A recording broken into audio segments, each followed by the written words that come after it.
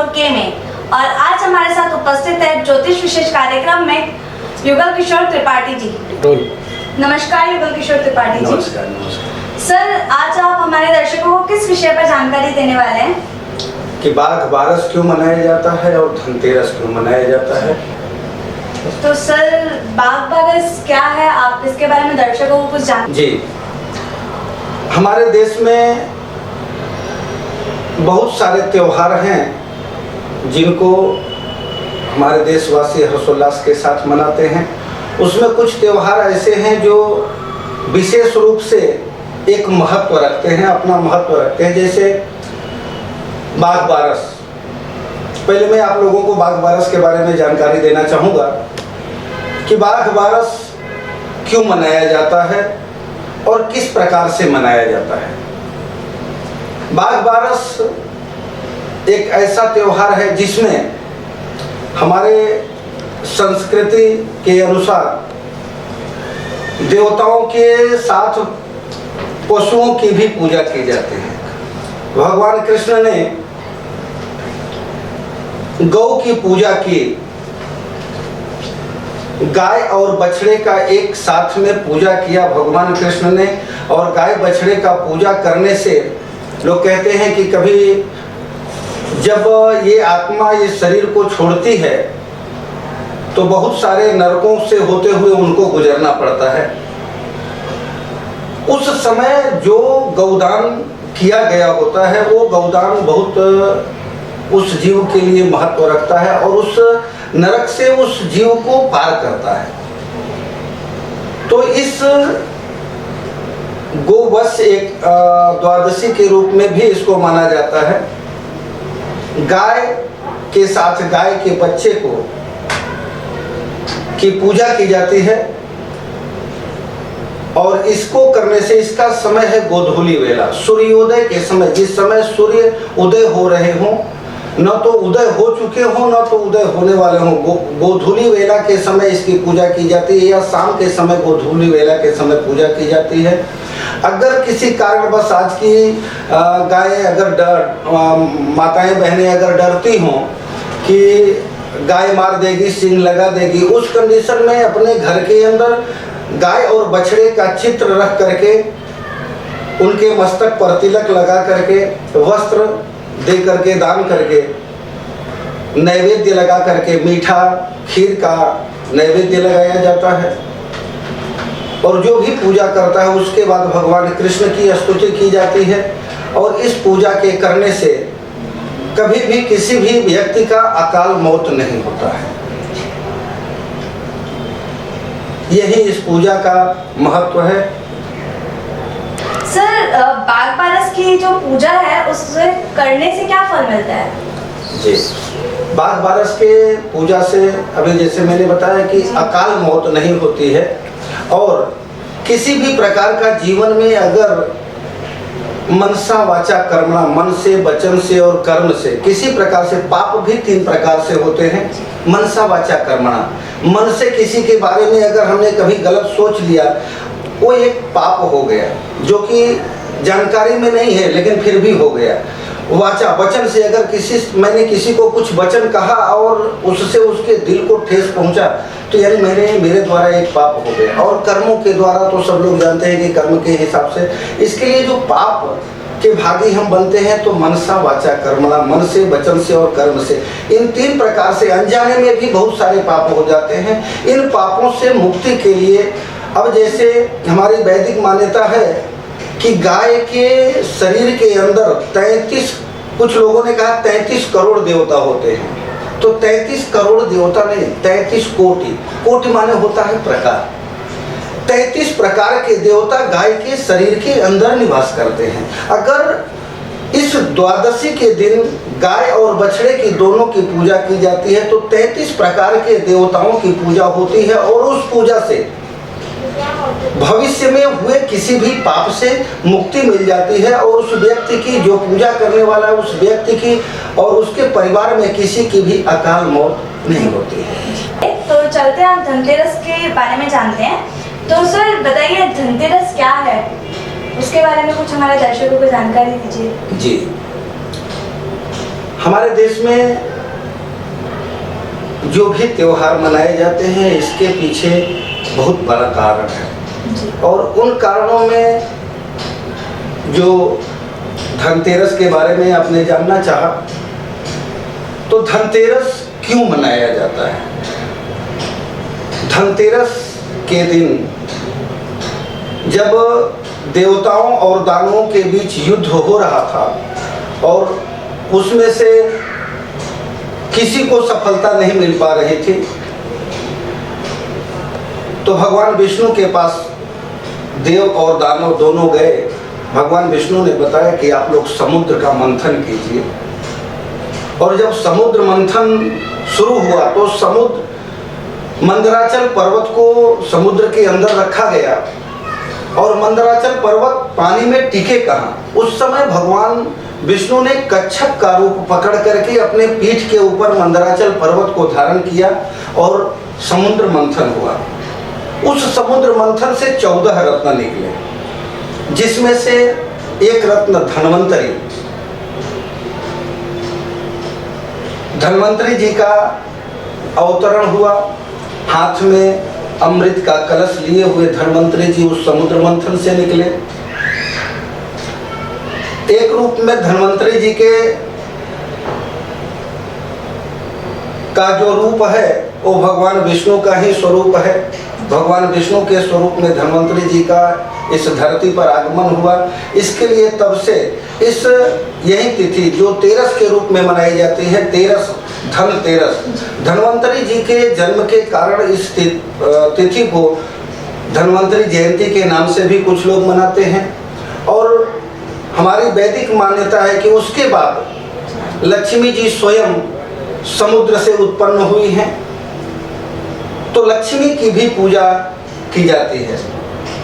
तो सर, धनतेरस में किन किन चीज़ों का ख्याल रखना चाहिए? जी हाँ, अब इसके पीछे बहुत बड़ी मान्यता है कि लक्ष्मी जी की एक बहन है अलक्ष्मी, जिसे दरिद्रता कहते हैं। ये दोनों बहनें भगवान विष्णु ने लक्ष्मी को अंगीकार किया और अलक्ष्मी को छोड़ दिया। अलक्ष्मी क्रोधित होकर के जाकर के एक पीपल के वृक्ष के नीचे बैठ गई।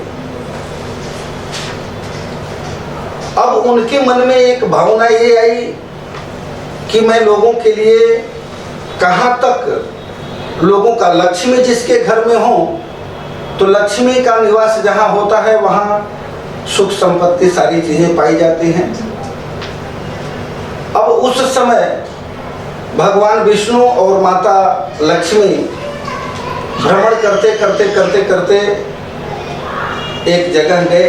दरिद्रता वहाँ पहले से विराजमान थी। उस घर में पूजा चल रहा था, मंत्रों का उच्चारण चल रहा था। दरिद्रता वहाँ से निकल करके जा करके पीपल के पेड़ के नीचे बैठ गई। भगवान विष्णु पहुँचे वहाँ, क्योंकि उनकी आराधना चल रही थी। भगवान विष्णु पहुँचे, जब वहाँ गए माता लक्ष्मी के साथ भगवान विष्णु का स्वागत हुआ।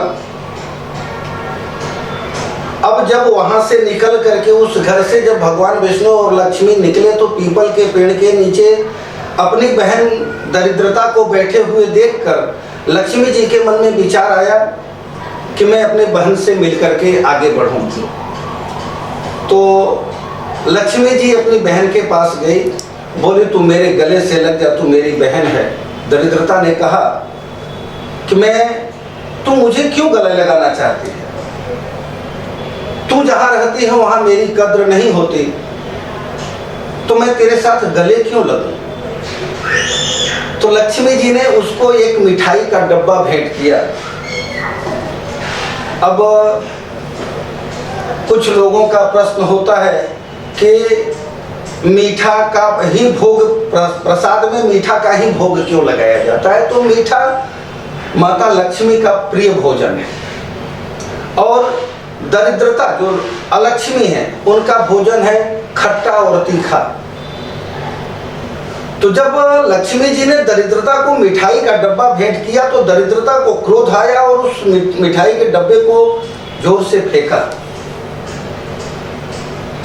और क्रोधित हो गई। अब माता लक्ष्मी ने पूछा कि आखिर तूने मिठाई के डब्बे को क्यों, मेरे भक्त तो मुझे यही चढ़ाते हैं और यही मैं तुझको दे सकती हूँ। तब दरिद्रता ने कहा कि मुझे मेरा सबसे प्यारा खट्टा और तीखा चीज है। आप सभी लोग जानते होंगे कि लोग अपने घरों के बाहर नींबू और मिर्ची लटका करके रखते हैं। नींबू और मिर्ची लटका करके रखने का एक बहुत बड़ा महत्व है। अब एक दूसरे के संपर्क में अगर हैं तो कहीं न कहीं कभी न कभी तो जाएंगे ही। दीपावली के दिन सभी लोग अपने घरों की साफ सफाई करके, धनतेरस के दिन साफ सफाई करके और घर को सजा करके माता लक्ष्मी की पूजा करते हैं। और माता लक्ष्मी के लिए दरवाजे पर बहुत सारे मंगल कलश वगैरह रखे जाते हैं, तोरणों से दरवाजे को सजाया जाता है।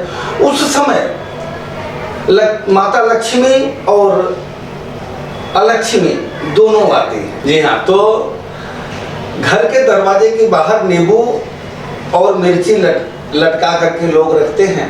तो जब लक्ष्मी और अलक्ष्मी दोनों बहनें साथ में आती हैं, अपने भक्तों के घर पे जाती हैं, तो जब दरवाजे पर आती हैं तो जो ही अलक्ष्मी दरिद्रता की नजर नींबू और नींबू और मिर्ची के ऊपर पड़ती है, तो उनका प्रिय भोजन नींबू और मिर्ची है, वो वहीं रुक जाती है। वो वहीं रुक जाती हैं और अपने द्वारा ग्रहण करने वाली चीजें उनके सामने जब हो जाती हैं तो अलक्ष्मी घर के दरवाजे के बाहर रुक जाती हैं और लक्ष्मी जी घर के अंदर प्रवेश कर जाती हैं। और जब घर के अंदर प्रवेश करती हैं तो वहाँ उन भक्तों के द्वारा माता लक्ष्मी का आसन लगा हुआ होता है, जिस पर माता लक्ष्मी विराजमान होती हैं और अपने भक्तों को, पूजा करने वालों को धन संपत्ति से परिपूर्ण करती हैं। यही धनतेरस के त्योहार का कारण है। कहा जाता है और हम बचपन से भी सुनते आए हैं कि धनतेरस के दिन किसी को धन या पैसा नहीं दिया जाता, और इसके पीछे की सच और इसके पीछे की मान्यता क्या है वो आप बताइए। जी जरूर। धन की देवी लक्ष्मी इतनी चंचल है कि एक जगह पर अस्थायी निवास नहीं करती है। अब मान्यता के अनुसार लोग ऐसा मानते हैं कि धनतेरस के दिन किसी दूसरे को लक्ष्मी दी नहीं जाती हैं, बल्कि ली जाती है। लक्ष्मी के आगमन का, देखिए, पैसा लक्ष्मी नहीं है, लक्ष्मी अलग चीज है और पैसा एक अलग चीज है। पैसे का लेन देन एक अलग चीज है। माता लक्ष्मी का निवास जो होता है वो पीतल के अंदर होता है, पीतल और कांसे के अंदर। उस दिन पीतल और कांसे का बर्तन किसी को देना नहीं चाहिए, बल्कि पीतल और कांस को शुभ मुहूर्त में, नक्षत्र में उसको खरीद करके घर के अंदर लाना चाहिए और उसके अंदर कंकु से सजा करके, फूल माला से सजा करके उस बर्तन के अंदर माता लक्ष्मी की स्थापना करनी चाहिए और उनकी पूजा करनी चाहिए।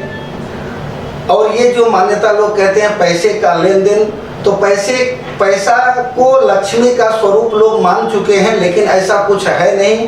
पैसे का लेन देन हम कर सकते हैं, लेकिन लक्ष्मी एक अलग चीज है। विष्णु पत्नी नमस्तुभ्यम पादस्पर्श क्षमस्व में भगवान विष्णु की प्रिया जो लक्ष्मी जी हैं,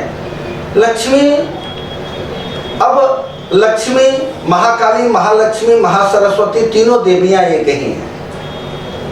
अब इनके अलग अलग स्वरूप हैं। घर के अंदर लक्ष्मी की पूजा करने का एक बहुत बड़ा भाव है कि घर, लोग कहते हैं ना, घर की लक्ष्मी, घर की लक्ष्मी, घर की लक्ष्मी यानी अपने घर की माताएं और बहनें। अगर नारी जाति का, जब नारी जाति का अपमान हुआ है तब विनाश हुआ है, इसका इतिहास गवाह है। तो लक्ष्मी पूजा का सबसे बड़ा महत्व है कि हमारे घर के अंदर जो माताएं बहनें हैं उनकी पूजा विधिवत रूप से करके, उनको खुश करके, उनके द्वारा माता लक्ष्मी की जो पूजा की जाती है वो लक्ष्मी उनके घर में निवास करती हैं। कहा गया है कि निंदान नारिन की करो, नारी नरन की खान है, प्रहलाद ध्रुव यह नारियों की देख लो संतान है। जो नर न नारी का कभी सम्मान करना जानता, अपमान करने में सदा कर्तव्य अपना मानता, वह नर नहीं है। पौराणिक मान्यता है कि वह नर नहीं है, नर पशु है और मृतक समान है। संसार में पैदा हुई वह व्यर्थ ही संतान है। ऐसे लोगों का जन्म लेना ही व्यर्थ है। जब जब नारी जाति का अपमान हुआ है तब तब विनाश हुआ है। एक द्रौपदी के मात्र द्रौपदी के अपमान से कौरव वंश का नाश हो गया। रामायण के अंदर अगर देखा जाए तो एक सीता के हरण करने से रावण को न तो कोई मारने वाला था न कोई होगा। इतना बड़ा बलशाली, तीनों लोगों पर राज्य करने वाला, लेकिन नारी के अपमान से उस रावण का भी विनाश हुआ। आज भी हम लोग जो इस महामारी, कोरोना महामारी से जो हम लोग जूझ रहे हैं, उसका भी एक बहुत बड़ा कारण है नारी जाति का अपमान। आप नजर उठा करके देख सकते हैं कि जिन जिन घरों के अंदर माताओं और बहनों का आदर होता है, सत्कार होता है, सम्मान दिया जाता है, वहाँ माता लक्ष्मी स्वयं आकर के निवास करती हैं। जो हमारे घर की लक्ष्मी है, जब वो खुश होगी तो बाहर की लक्ष्मी अनायास ही हमारे घर के अंदर प्रवेश करेगी। अगर हमारे घर की लक्ष्मी का अपमान होता है तो बाहर की लक्ष्मी आने का कोई सवाल नहीं उठता है। तो इसके लिए हमारे घर की लक्ष्मी जो हैं उनकी हमें पूजा करनी चाहिए और उनसे अनुग्रह करना चाहिए कि आप उस विष्णु प्रिया जो लक्ष्मी जी हैं उनकी आराधना करें और उनको अपने घर में आमंत्रित करें और आसन प्रदान करें। तो जब हमारे घर की गृह लक्ष्मी उस माता लक्ष्मी की आवाहन करती हैं तो माता लक्ष्मी अनायास ही अपने घरों में आ जाती हैं। जी सर, इस साल धनतेरस और काली चौदस एक ही दिन पर आ रही है, तो इसकी पूजा किस समय करनी चाहिए? जी,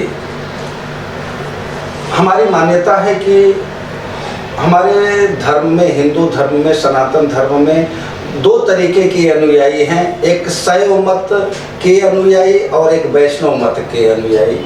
तो इसमें जो लोग सूर्योदय के समय जो भी तिथि होती है उस तिथि का मान अगले दिन के सूर्योदय तक जो होता है उसी तिथि का मान और महत्व होता है। ये शैव मत के जितने भी अनुयायी हैं ये सूर्योदय के समय जो नक्षत्र है, जो तिथि है, उसी तिथि का मान 24 घंटे तक रखते हैं। और वैष्णव मत के अनुयायी जिस समय पूजा की जाती है उस समय वो तिथि उपलब्ध है कि नहीं है, उस तिथि को लेकर के शैव मत के अनुयायी पूजा करते हैं। अभी काली चौदस और धनतेरस, सुबह में धनतेरस है, इसके बाद काली चौदस लग जा रहा है।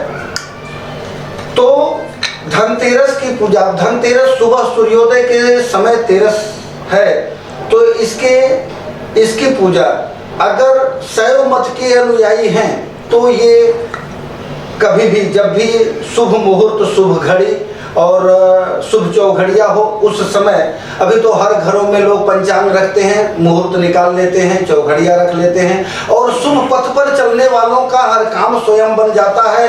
गर्विघ्न सामने आता है, मंगलमय होकर आता है। किसी भी शुभ कार्य के लिए मुहूर्त की आवश्यकता नहीं होती।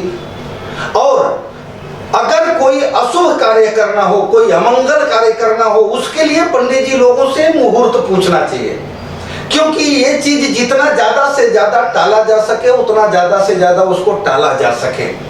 जो आज करना है, किसी के साथ कोई गलत व्यवहार करना है तो उसके लिए हमें ब्राह्मणों को दान दे करके उनसे मुहूर्त निकलवाना चाहिए कि कल का मुहूर्त देखिए महाराज, कल कौन सा मुहूर्त है, जबकि मैं उनका कुछ अहित कर सकूं। हो सकता है कल का वो मुहूर्त आते आते अपने अंदर की वो भावना बदल जाए और उसके अहित के जगह पर उसके हित की भावना उत्पन्न हो जाए। और शुभ कार्य के लिए कोई भी अच्छा समय मन को बस में रखकर उस दिन नारायण से अनुराग करें, हिंसा, असत्य, मद, मोह, लोभ और काम क्रोध का त्याग करें। जिस समय हम किसी भी पूजा के अंदर बैठते हैं उस समय अपने अंदर से 7 चीजों का त्याग करके हिंसा, असत्य, मद, मोह, लोभ, काम और क्रोध, इन 7 चीजों का त्याग करके किसी भी समय लक्ष्मी की पूजा गोधूली बेला के बाद की पूजा कही जाती है। लोग करते हैं मान्यता के अनुसार, कुछ लोग करते हैं, लेकिन जब भी चौघड़िया लोग देखते हैं 24 घंटे के अंदर दिन की चौघड़िया और रात की चौघड़िया अलग अलग होती है। उसमें जैसे शुभ है, लाभ है, अमृत है, इन चौघड़ियों का विशेष ध्यान रख करके इस पूजन को किया जाता है। और बाकी शुभ कार्य के लिए कोई भी समय, कोई भी दिन, कोई भी नक्षत्र उपयुक्त होता है जब हम शुभ कार्य करने के लिए जाते हैं। तो मेरे अपने दर्शक मित्रों से यही अनुरोध है कि कोई भी शुभ कार्य करना हो उसके लिए हमें मुहूर्त की आवश्यकता नहीं होती है। और मुहूर्त, अगर हम मुहूर्त को मानते हैं तो मान्यता यही है कि अपने अंदर से उन मुहूर्तों को जागृत करके, अपने अंदर से 7 चीज़ों का त्याग करके, जैसा अभी मैंने बोला, इन 7 चीज़ों का त्याग करके उस देवता का आवाहन करिए। आपको 110% फल प्राप्त होगा, इसमें 2 राय नहीं है। बहुत बहुत धन्यवाद युगल किशोर जी, आपने हमारे दर्शकों को इतनी अच्छी जानकारी दी। नमस्कार।